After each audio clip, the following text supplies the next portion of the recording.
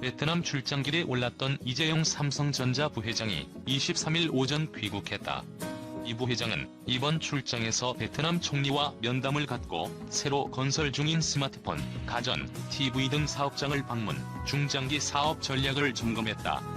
이재용 부회장은 이날 오전 7시가 넘은 시각 서울 김포 비즈니스 항공센터를 통해 귀국했다. 도착 후 임시 진료소로 이동해 코로나19 진단 검사를 받았다. 이 부회장은 지난 19일 베트남으로 출장을 떠났다. 이 부회장은 일본도 고객들 만나러 한번 가기는 가야 하는 데라고 언급해 다음 해외 출장에도 관심이 모아진다. 한국과 일본이 한일 기업인 특별 입국 절차에 합의하면서 일본이 이 부회장 출장지에 오를 것이라는 관측이 꾸준히 제기돼왔다. 이 부회장은 일본의 수출 규제 이슈와 오지 사업 점검차 종종 방문해왔다. 지난달에는 이 부회장이 직접 도미타 고지 주한 일본 대사를 만나 한일 기업인 출입국 제한 조치 완화를 요청한 바 있다. 이 부회장은 베트남 신규 투자 건에 대해서는 별다른 언급을 하지 않았다. 응우옌 수완 푹 베트남 총리는 지난 20일 이 부회장과의 면담에서 삼성의 반도체 공장 투자를 희망한다고 언급했다. 삼성이 올 초부터 하노이에 짓고 있는 R&D센터를 언급하며 앞으로 삼성이 추진하는 사업에 대해 최대한 지원에 나설 것이라고도 했다. 이에 이 부회장은 2022년 말에 본격적으로 운영하도록 하겠으며 연구 인력이 약 3,000명으로 삼성그룹 연구개발 거점이 되도록 하겠다고 답했다. 이어 출장 기간 동안 삼성 호치민 법인을 방문해 생산 활동을 점검해 투자 확장 수요를 확인했다. 응우옌 수완 푹 베트남 총리는 그간 이 부회장을 만나 한국 기업의 베트남 투자 확대를 지속적으로 요청해왔다. 삼성은 1995년 호치민에 법인을 설립해 TV 생산, 판매를 시작한 이래 가전과 휴대폰, 디스플레이, 부품 등을 대규모 생산하고 있다. 삼성 베트남 휴대폰 생산 규모는 3억대 규모 삼성전자의 연간 스마트폰 출하량이 절반 이상이다. 이 부회장은 푹 총리와 면담을 갖고 베트남 R&D센터 신축 공사 현장도 직접 찾았다. 이틀에 걸쳐 하노이 인근 방린과 타일웬 삼성 복합단지를 찾아 스마트폰과 디스플레이 생산 공장 등을 점검했다.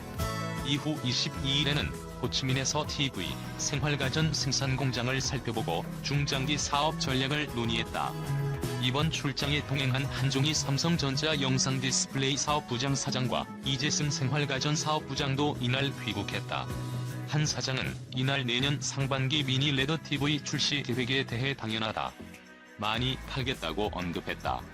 이 부회장과 함께 출국했던 노태문 삼성전자 무선사업부장, 이동훈 삼성 디스플레이 사장 등은 22일 귀국한 것으로 전해졌다. 앞서 이 부회장은 2018년 10월에도 베트남을 방문해 현지 사업을 점검했으며 2012년 10월에는 이건희 삼성전자 회장과 함께 베트남 방린 공장을 찾아 스마트폰 생산 현장을 살펴보고 임직원들을 격려한 바 있다. 한편 이 부회장의 이번 베트남 출장 기간 동안 경영권 불법 승계 의혹 공판 준비기일이 열리기도 했다. 공판 준비기일은 피고인 출석 의무가 없어 이 부회장은 참석하지 않았다. 오는 26일에는 국정농단 사건 공판 준비기일이 열린다. 일본 정부는 일제강점기 징용 문제를 조기에 해결하려면 한일 양국의 협력이 중요하다는 이낙연 더불어민주당 대표의 의견 표명에 대해 한국이 해결책을 내놓아야 한다는 주장을 22일 되풀이했다. 가토 가스노부 일본 관방장관은 이날 일본 총리 관저에서 열린 기자회견에서 이 대표의 전날 발언에 대한 질문에 그간 말씀드린 것처럼 옛 한반도 출신 노동자 문제에 관한 한국 대법원 판결 및 관련 사법 절차는 명백한 국제법 위반이라고 말했다.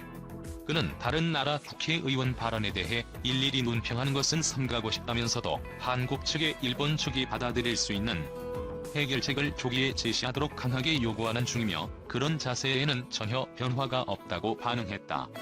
징용 문제를 해결하려면 한일 양국의 협력이 필요하다는 이 대표의 메시지에 대해 일본 정부는 해결책은 한국이 제시해야 한다는 입장을 재확인한 셈이다. 대표적인 지일파 정치인인 이 대표는 전날 한국 프레스센터에서 열린 외신기자 간담회에서 양국이 진지한 의지만 있다면 강제징용 문제는 내년 도쿄올림픽까지 갈 것 없이 해결할 수 있다며 이 문제로부터 연동된 화이트리스트 제외, 한일 군사정보보호협정 문제도 역시 연동해서 해결하는 것이 가장 민주당 후보인 조 바이든 전 부통령은 지난 22일 2차 TV 토론에서 트럼프 김정은과 톱다운 정상 외교를 놓고 이같이 충돌했다. 특히 바이든은 김정은 북한 국무위원장과 정상회담을 하는 조건으로 핵능력을 감축하겠다고 합의해야 한다. 한반도는 비핵지대가 돼야 한다고 강조했다.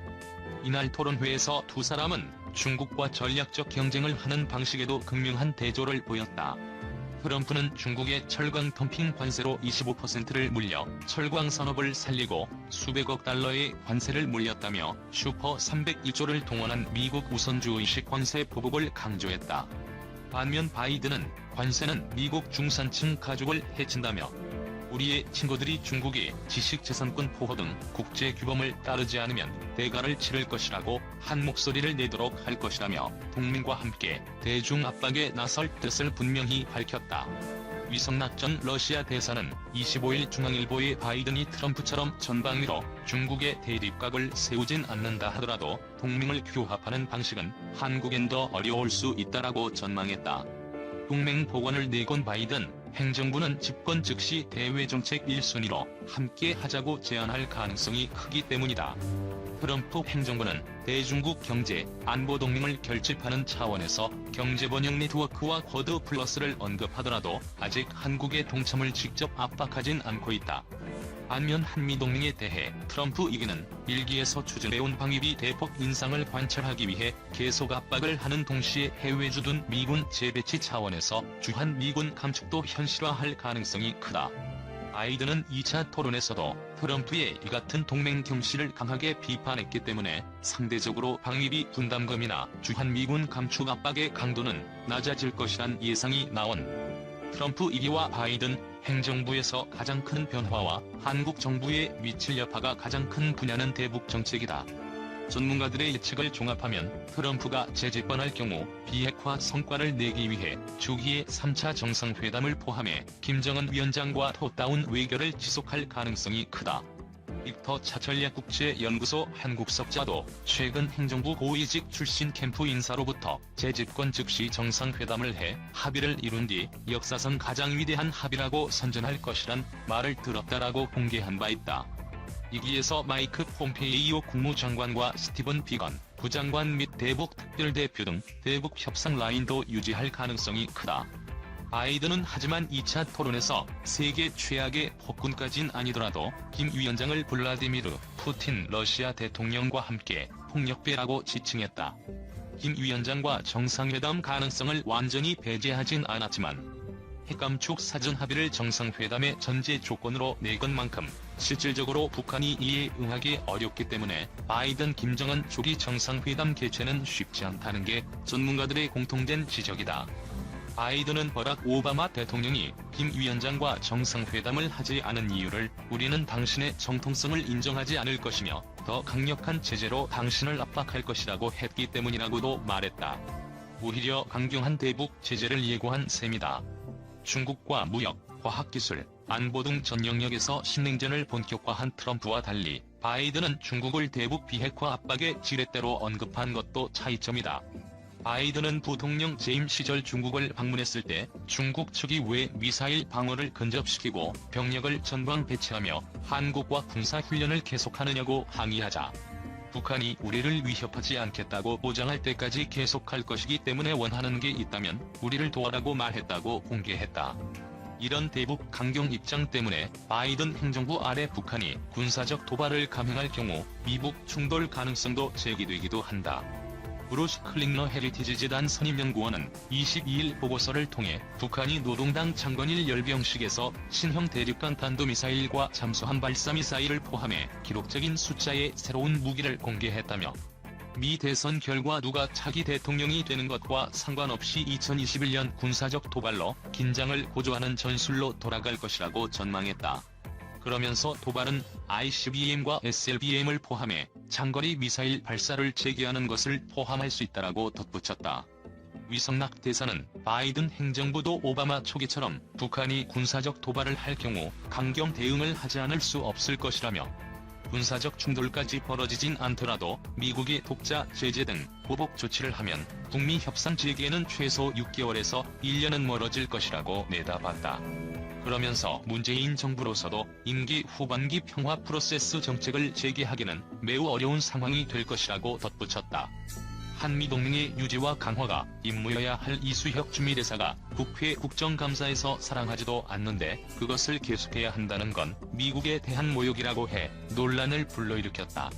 국회 외교통일위원장인 송영길 민주당 의원은 14일 자신의 SNS에 대등한 관계에서 외교를 펼쳐야 하는 주권 국가의 외교관으로서 당연한 태도라고 두둔했다.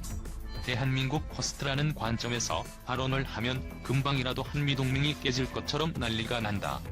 한미동맹을 강조하는 것이 아메리카 퍼스트가 되어서는 안 될 것이라고 했다. 한국과 미국은 주권 국가라는 점에서는 대등하지만 그 힘은 같지 않다. 현대 국제정치학의 테드로 불리는 고한스 모겐소 시카고대 교수는 대표 저서 국가 간이 정치에서 국력을 9가지 요소로 구분했는데 한국은 어느 면에서도 미국을 앞서지 못한다.